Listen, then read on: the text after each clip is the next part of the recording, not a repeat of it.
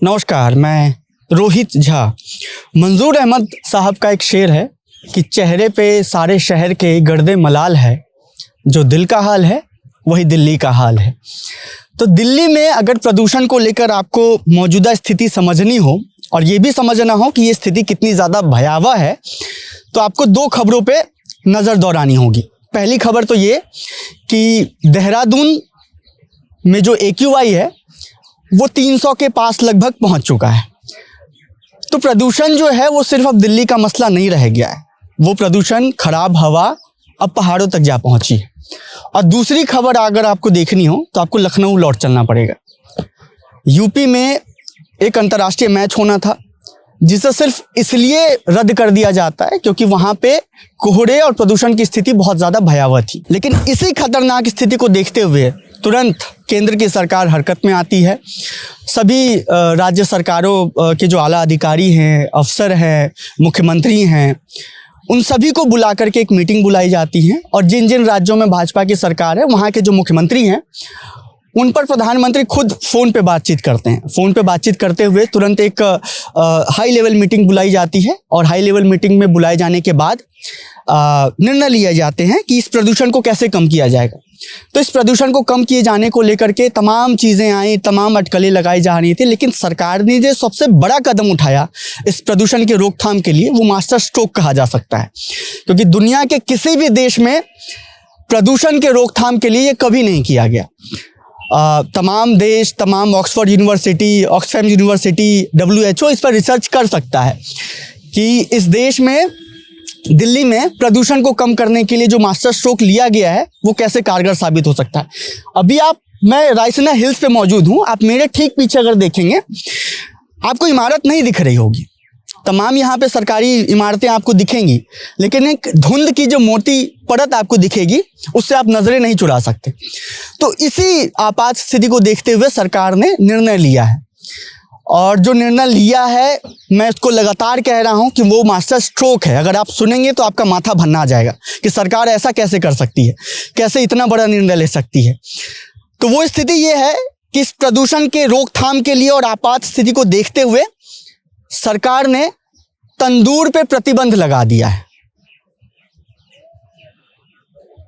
Headphone को थोड़ा सा फिर से आप अंदर डालिए कान में और अपने फ़ोन या टीवी का वॉल्यूम बढ़ा लीजिए।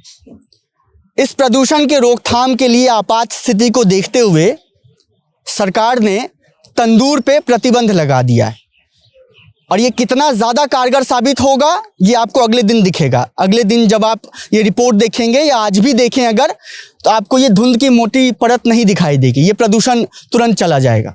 जैसे गो कोरोना गो बोलने से जो है महामारी चली गई थी, उसी तरीके से ये प्रदूषण अगले दिन आपको नहीं दिखेगी। साफ हवा आपको मिलेगी, ऑक्सीजन मिलेगा और ये जो तमाम सरकारी भवन हैं और ये जो रायसीना हिल्स का जो पूरा एक नज़ारा है ये आप देख पाएंगे। तो आज हम दो स्थितियां आपको दिखाएंगे और दो स्मॉग टावर पे आपको लिए चलेंगे।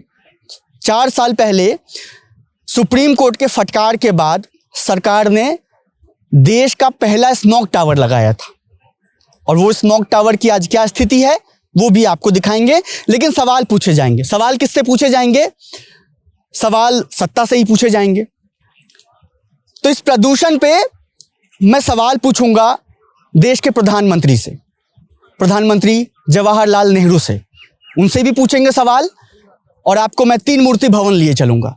नेहरू जी को जवाब तो देना पड़ेगा भाई साहब, ऐसे कैसे बच के वो जा सकते हैं, जवाबदेही तय करेंगे। कनॉट प्लेस के देश के सबसे पहले स्मॉग टावर के सामने मौजूद हूँ मैं और जैसे ही स्मॉग टावर के सामने आया एक खूबसूरत तस्वीर देखने को मिलती है। तस्वीर इसलिए क्योंकि आप जैसे ही इसके सामने आएंगे आपको गेट पे ताला जड़ा हुआ दिखेगा।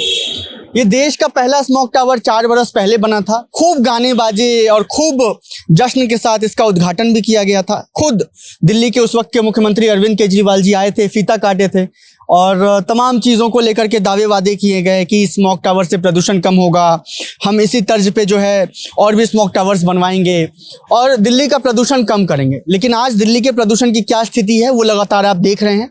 AQI जो है 400 के पार हर दिन लगभग बना हुआ है और किसी किसी दिन 15 जैसे दिसंबर को तो 700-800 के करीब जा पहुंचा था AQI। तो AQI बढ़ने की एक अलग कहानी है। लेकिन इस धांधली को भी आपको देखना पड़ेगा कि जो स्मॉग टावर इस दावे के साथ बनाया गया था कि दिल्ली का प्रदूषण कम होगा, उस ढकोसले का क्या हुआ।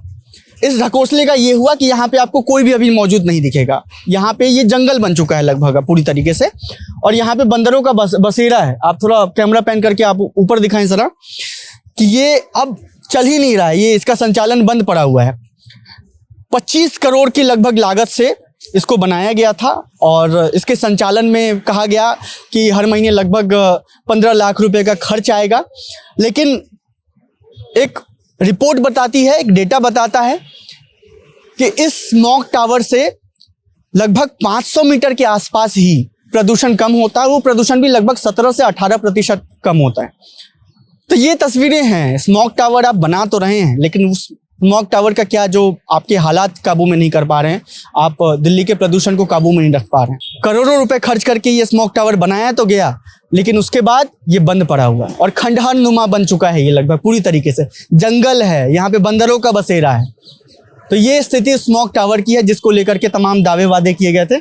आप इसके इर्द गिर्द अगर आप देखेंगे, आपको धुंध की एक मोटी परत दिखेगी। मुझे नहीं पता कि कैमरे में ये सब कुछ कितना कैद हो पा रहा है, लेकिन ये स्थिति दिल्ली की मौजूदा स्थिति है। लोग इसी दम घोटू हवा में रोज सांस लेने के लिए मजबूर हैं।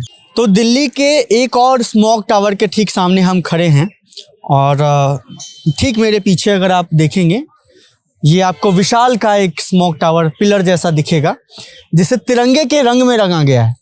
और इस स्मॉग टावर को लगाने के लिए, इसके उद्घाटन के लिए खुद गौतम गंभीर साहब आए थे। वो जब राजनीति में थे, हालांकि वो अब राजनीति से संन्यास ले चुके हैं और पूरी तरीके से अब क्रिकेट में उनकी भागीदारीता है।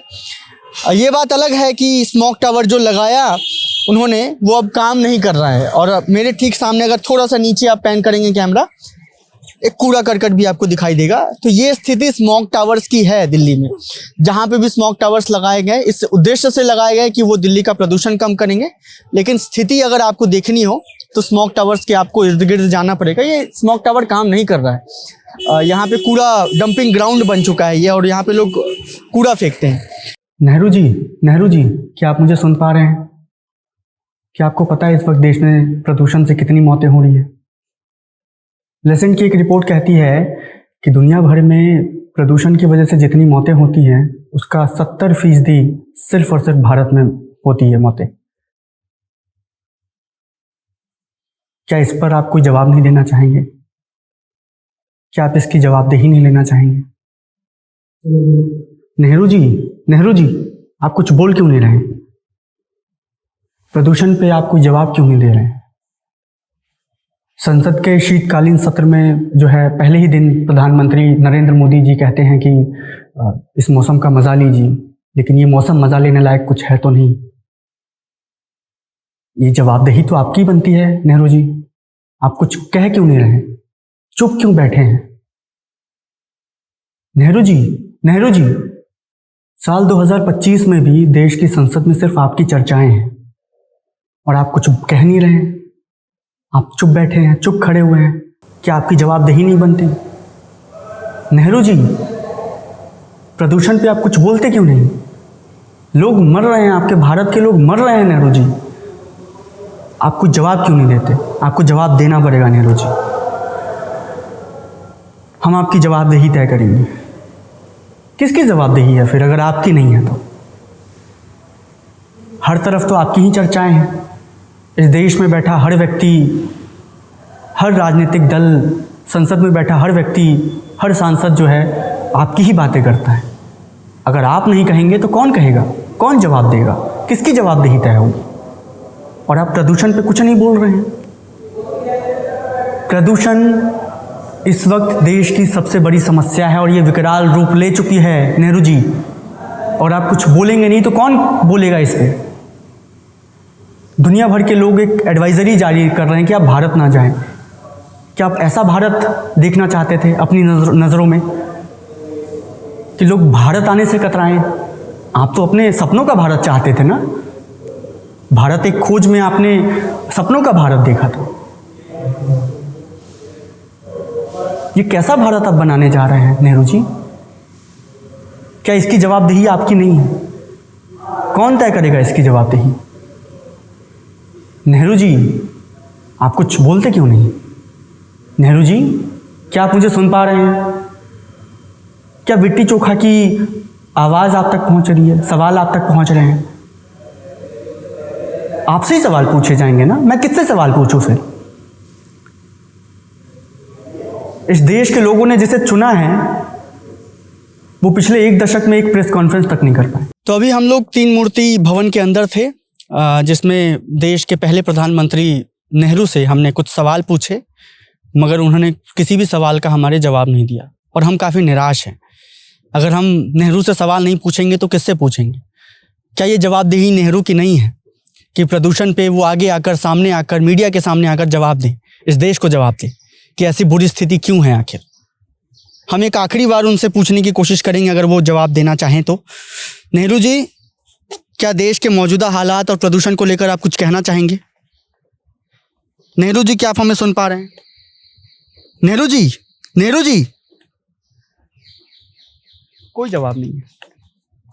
हमारे देश के प्रधानमंत्री मूक दर्शक बने हुए हैं, कोई जवाब नहीं दे रहे हैं। आप खुद से सवाल कर सकते हैं कि इस देश में किससे सवाल पूछा जाए, जवाब आएगा कि नेहरू से ही सवाल पूछा जाना चाहिए। और हम तब तक सवाल पूछते रहेंगे जब तक नेहरू की तरफ से जवाब नहीं आ जाता।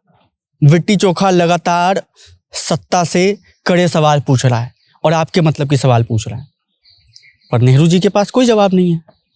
नेहरू जी कुछ नहीं बोल रहे हैं। नेहरू जी मूक दर्शक बने हुए हैं। नेहरू जी ये, नेहरू जी वो, नेहरू जी, नेहरू जी, नेहरू जी। कहाँ है नेहरू जी? क्यों नहीं बोल रहे हैं प्रदूषण पे नेहरू जी? क्या ये आपात स्थिति नहीं है? लगातार मौतें हो रही हैं, लोग धीमी गति से अपनी ही मौत मर रहे हैं। नेहरू जी को जवाब देना चाहिए और लिट्टी चोखा तब तक सवाल पूछता रहेगा जब तक नेहरू जी की तरफ से कोई जवाब नहीं आ जाता। देखते रहिए लिट्टी चोखा। शुक्रिया।